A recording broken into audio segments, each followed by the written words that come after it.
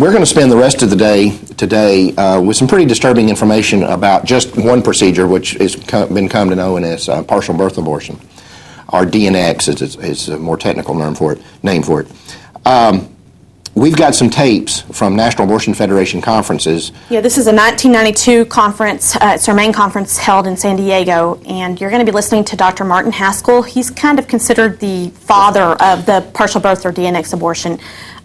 He's going to be giving you first a description of what you're seeing on an ultrasound machine as you're doing this abortion. And he's just basically laying out, here's the baby, the victim, and he's going to be talking about just what you're seeing on the ultrasound screen. Obviously, we don't have the video from the place. We have the audio tape of him describing this. Let's listen to that sonogram.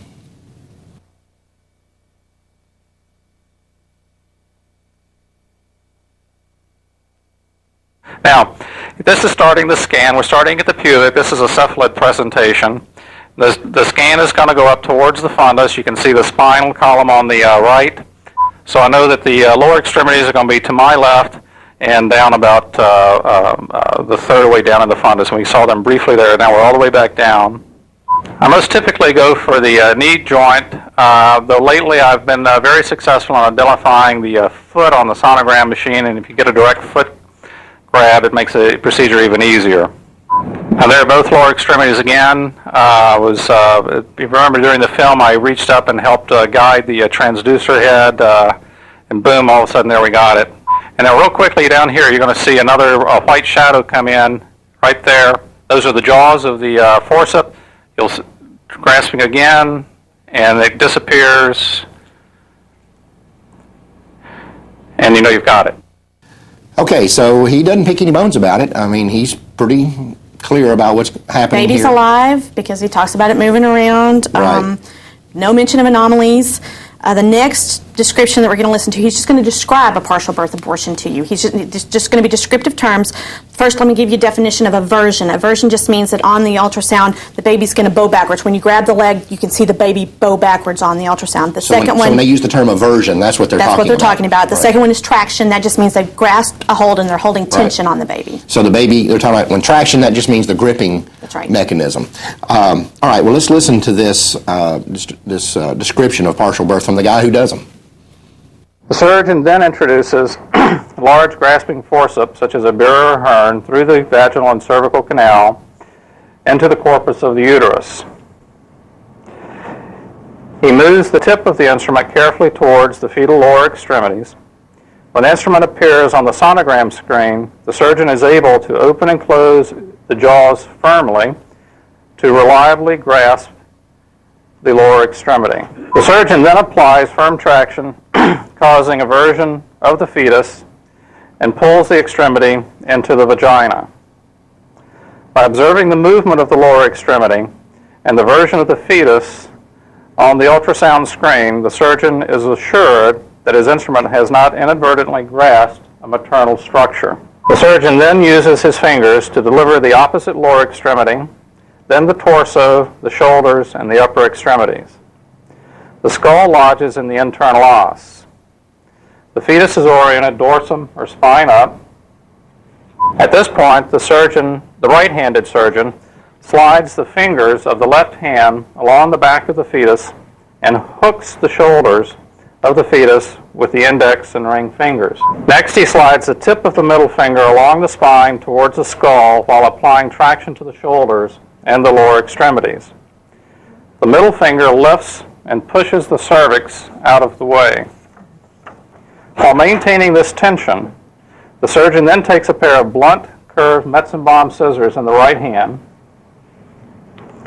He carefully advances the tip curved down along the spine and under the middle finger until he feels it contact the base of the skull, under the tip of the middle finger.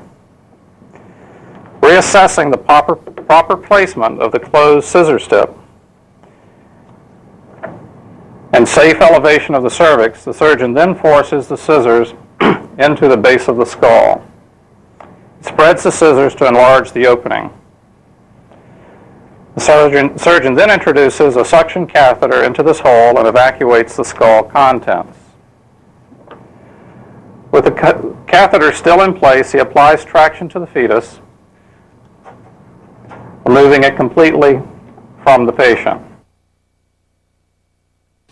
You know, Mona, one of the things, and in the next segment you're going to see this again, is how cold these people are. It's just very matter of fact. We grab the baby here, we look for the knees, we look for this, we look for that. It's technical. And I guess that's the thing that bothers me about it more than any other than the fact that a baby is being butchered. When we're going to come back, we're going to be playing some clips from that same conference where they have a partial birth abortion on the screen, and he's describing what's going on. Welcome back. I'm here with Mona Pasignano from our research staff. Welcome, Mona. Describe for people what they're about to hear. Well, we're going to hear some more of the tape that we were listening to earlier on the show.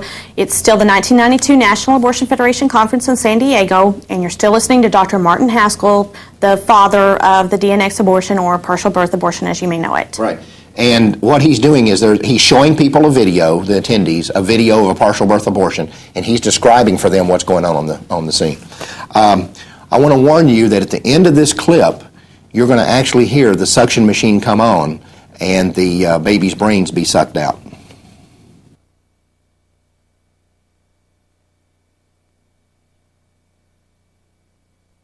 We've already taken out the laminary and inserted the anesthetic to shorten the viewing time to 5 minutes.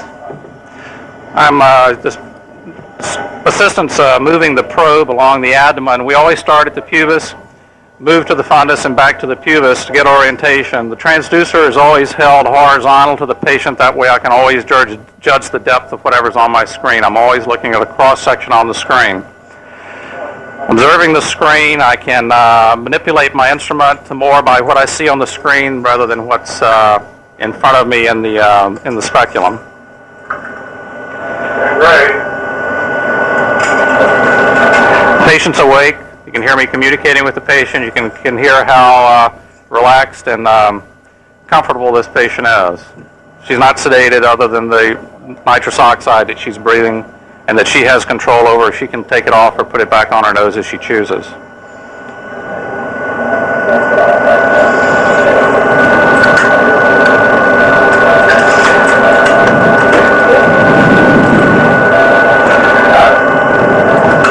I got it. Now you can't see the sonogram screen very clearly here, but immediately after the delivery of the fetus here, I'll show you the sonogram screen in full screen. We're causing a lot of pressure now. All right, we're doing great. We're doing great. Little moan from the patient at this point. On a scale of 1 to 5, or 1 to 10, 10 being the worst, this patient's about an 8. Most patients don't even react as much as this patient is.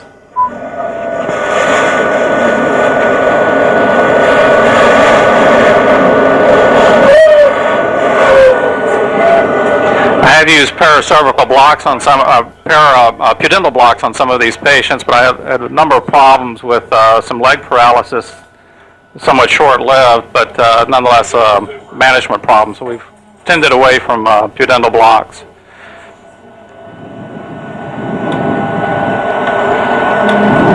At this point, the procedure is really pretty easy. You have a lot of control.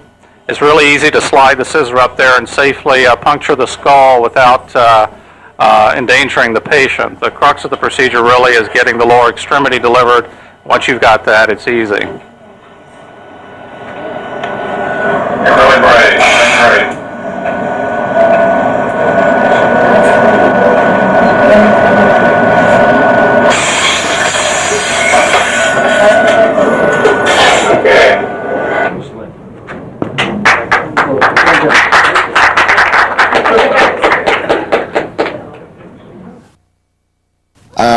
Mona, you know, obviously that's the whole thing is disturbing because what you just heard was a child murdered. Right. By the person who committed the act. This child was butchered, and the butcher was there describing what he was doing in very cold and calculated terms. And not only that, you heard the audience applaud when it was over. That's the thing I was going to talk about. These people applauded the killing of this child.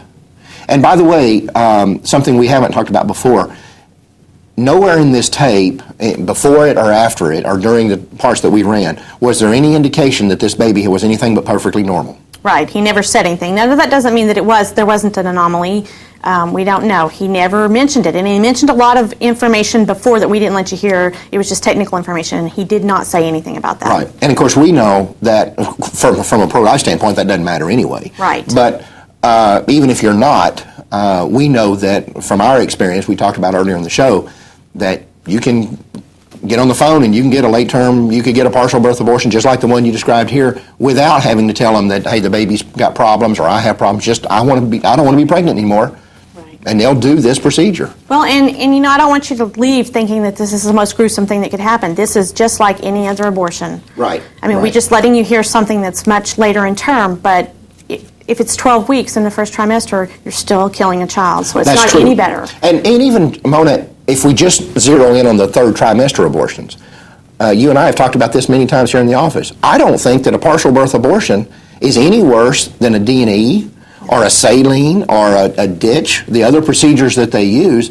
It's just that this is the one that's gotten all the attention. Right. But the baby that's being butchered, I think you could, as weird as this sounds, I think you could almost make an argument that partial birth is the most humane of the third trimester procedures.